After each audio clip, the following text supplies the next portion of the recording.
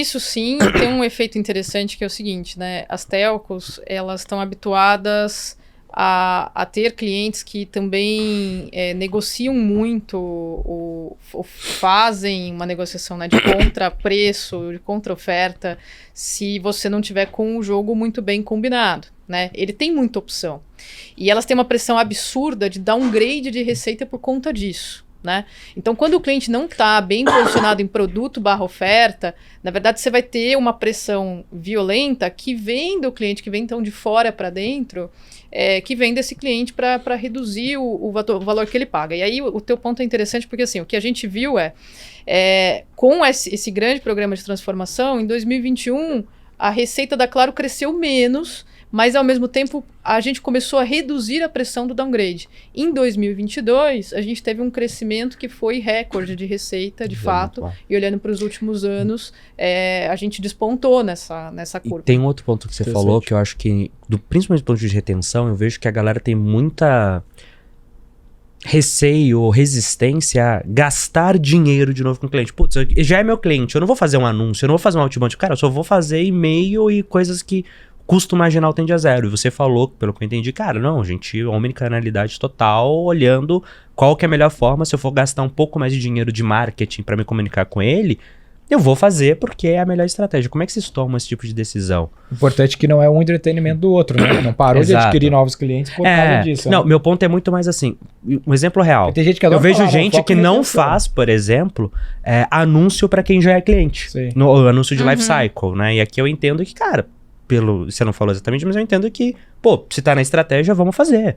Ah, não vou gastar o tempo de vendedor para quem já é cliente. Deixa eu mandar um e-mail aqui. Pô, vamos mandar o vendedor, porque faz sentido. Tem dois aspectos interessantes nessa discussão. Acho que um é o seguinte, obviamente que você falar de dinheiro de mídia, do tradicional mesmo do growth para aquisição, tá? Quando você compara isso entre investir esse dinheiro no novo ou investir na base, obviamente que na base é muito melhor você ter uma estratégia de CRM.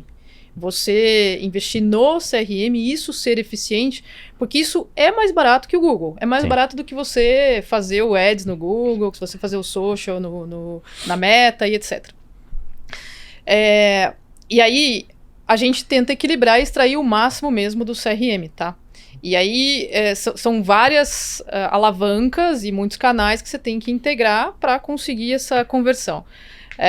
Inclusive até o modelo old school, a gente se utilizou muito de falar com o cliente numa carta bonitinha que vai para sua casa e chega na sua casa. Mala direta. E assim, até muito curioso, porque é uma discussão que, por exemplo, a Amazon está fazendo agora, né? Que a Amazon está lançando um novo segmento de Whole Foods, né? Uhum.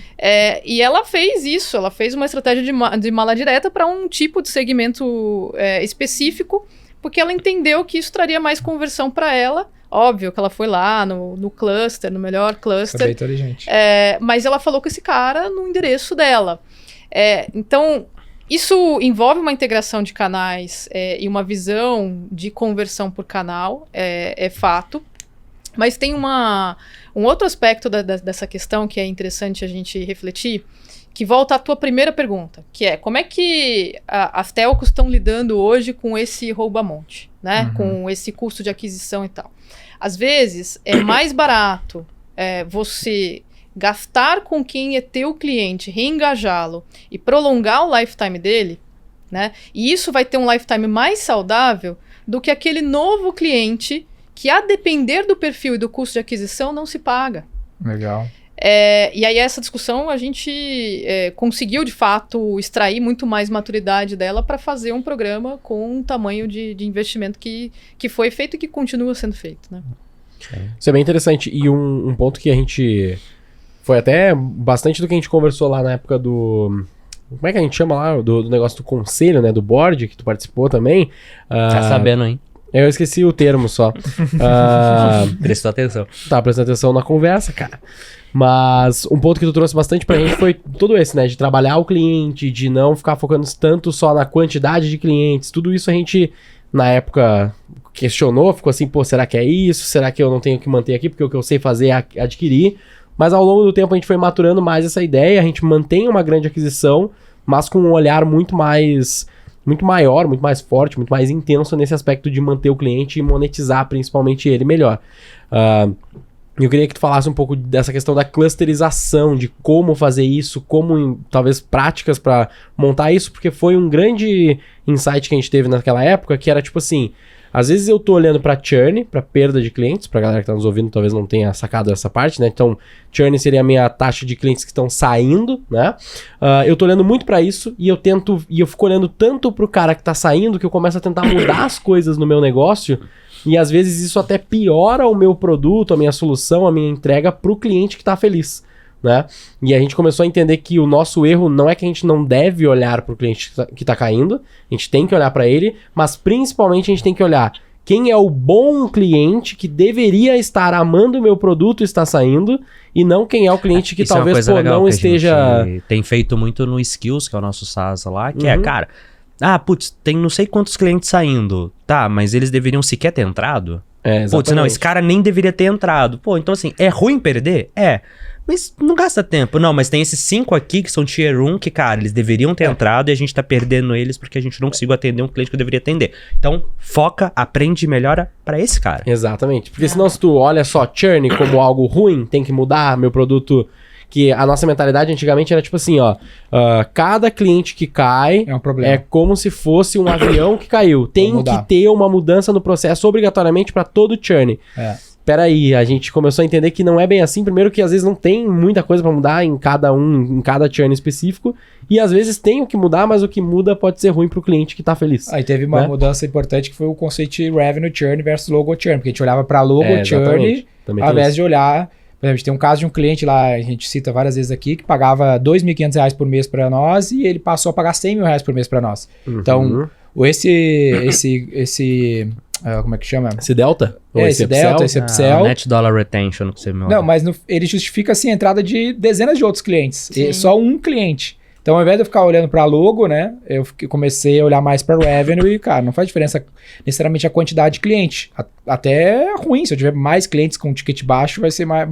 E foi um ponto que tu trouxe muito com a gente lá, né? E aí você também tem que conhecer muito bem o teu portfólio de serviços e a elasticidade disso, né? Para você não se enganar. Mas num business como a V4, onde você tá com um portfólio e muito também alavancado ali enquanto o cliente tem apetite para investir no growth dele, né? De fato, esse teu limite, ele existe, obviamente, né? Mas ele tem muito mais elasticidade. Legal. E aí eu acho que uma discussão interessante é que toda vez que você clusteriza a tua base de clientes e pensa em estratégias, essa discussão ela tem que ser acompanhada de potencial da carteira. Tá.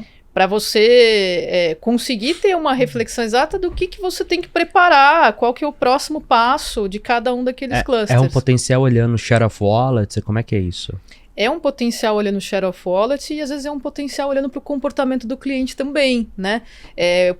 Vamos falar de telecom aqui para depois a gente fazer talvez o paralelo com a V4. Eu posso olhar um determinado cliente e saber que eu tenho uma receita de R$50 e um ticket de telecom dele de 200, tá? Mas será que ele tem capacidade para gastar mais que os 200? Ou será que ele não tem? Isso é uma primeira discussão também, né? E aí, posta essa discussão, né? Eu posso também avançar para mais dentro do share of wallet.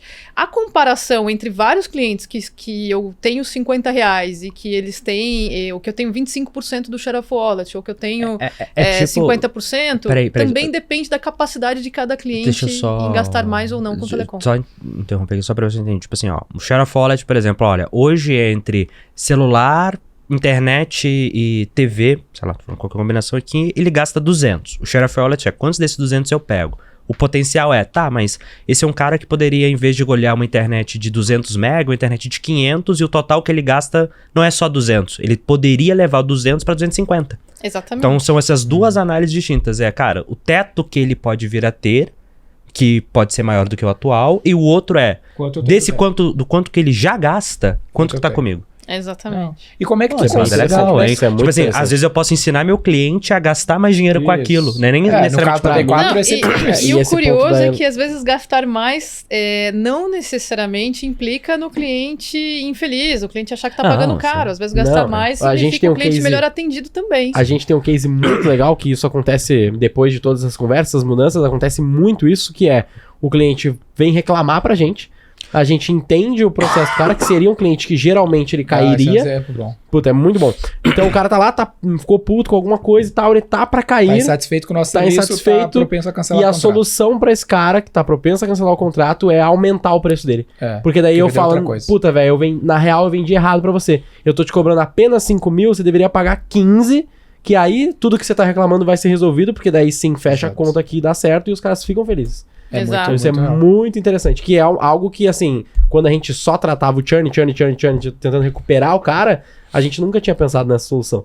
Sabe? Não, que aquela paralelo que a gente fez, tipo assim, cara, se você gastar 5 mil reais pra montar um time, você ia ter um time que você tá reclamando ainda mais do que tá aqui. Agora, se você Exato. gastasse 15... Que não seria nenhum time, né? Convenhamos. seria uma pessoa júnior Será- ali. seria três estagiários no máximo. Às vezes é isso, tipo assim, a insatisfação do cliente porque ele tá com o produto errado pra baixo. Ele deveria gastar mais dinheiro. Exatamente. Importante que Muito legal. eu falei sem explicar aqui, né, galera? O lance do logo e do revenue churn.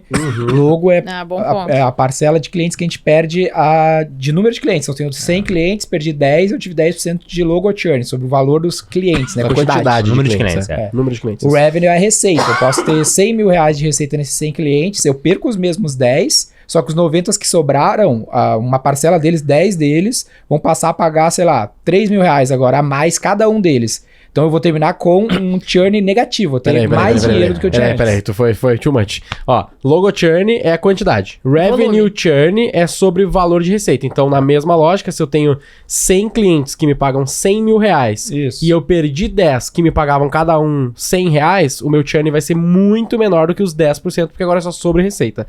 Essa é a diferença eu só- entre logo e Isso, revenue. E aí existe mais uma a coisa expansão que é a expansão dos mesmos clientes. Se eu tenho 100 mil, eu perdi 1.000 reais de revenue churn.